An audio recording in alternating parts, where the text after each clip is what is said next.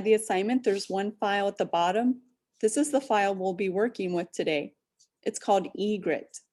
Go ahead and double click and download the file of the Egret. Next, we're going to need to go over to Photoshop. So let's go over to Photoshop. I already have mine open here, so I'm going to close it and open the other one with you. So you're going to choose Open and look for the directory where you saved or downloaded the bird. Double click on it. Mine is under Downloads. If you're on a mobile device, you might have downloaded it to your camera roll, which you'll then go and look for it under Downloads. Great. Now we're going to go to the top of our menu and we're going to look for Filter. This is the part of Photoshop we're going to be working with today. There's all kinds of filters, just like the ones in your cell phone when you're using photography to take photos or afterwards edit photos and add a filter. So we're going to go to Filter. From Filter, we're going to go to Blur Gallery and then select Iris Blur. Notice when you do this, an ellipse appears in the middle of your photograph. If you click in the middle of the ellipse, there's a blue pin with a white circle inside.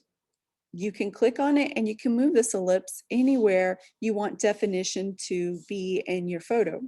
We're going to move it right underneath the bird, in between the bird's chest and the bird's leg that's propped up. Great.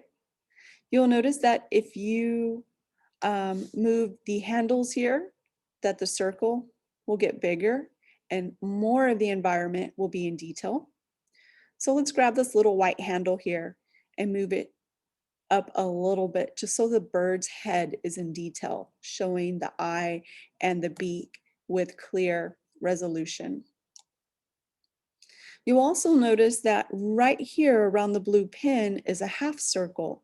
This is the indicator showing how much blur is in the photograph. We're going to be working with this. So that brings us all the way down to number 6, if you're following the directions that I have typed for you in the assignment.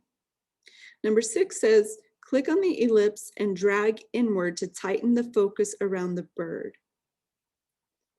So if you click on the ellipse and drag inward, it's the opposite of what we just did when we went outward.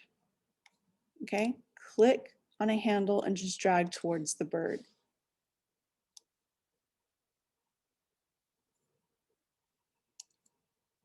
I used 2 handles. I dragged in the white handle and the blue handle you see here.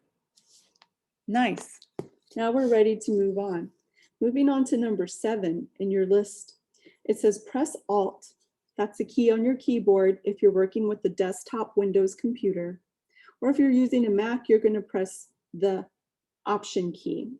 And as you press the Option key and you click on one of those handles, you'll notice that things will start to change separately. So I'm going to click on Option, and then I'm going to click on a handle.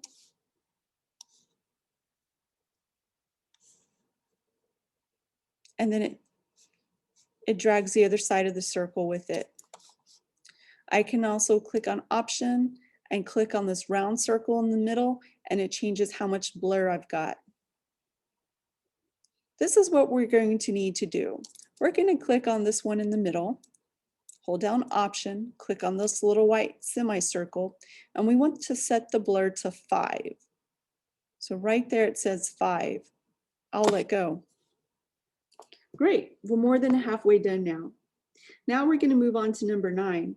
It says to click OK and the options to apply the blur. You may not see the word OK. You might see a check mark. Click whichever one you have. I'm on a desktop version, and here at the top I have the word OK. I'm going to click OK. Now my bird is set. The grass is blurry, the reflection is blurry, but my bird is in focus. And that's all there is to this assignment. So at this time, we're going to go to File, Save As, and we're going to save it as Egret _ our last name. So I'm just gonna take off a few letters that was already in the title and add my last name at the end and take off the numbers at the front. And now it says Egret _ my last name. From the drop down, I'm going to choose desktop. From the second file, the format, I'm going to save it as a JPEG. And then I'm going to click save. In the next box, OK. Now that I know exactly where it's gone to, I'm going to go to Google Classroom and I'm ready to go attach it and mark it as done. Feel free to stop and rewind and rewatch any portion of this video that you need. That's it.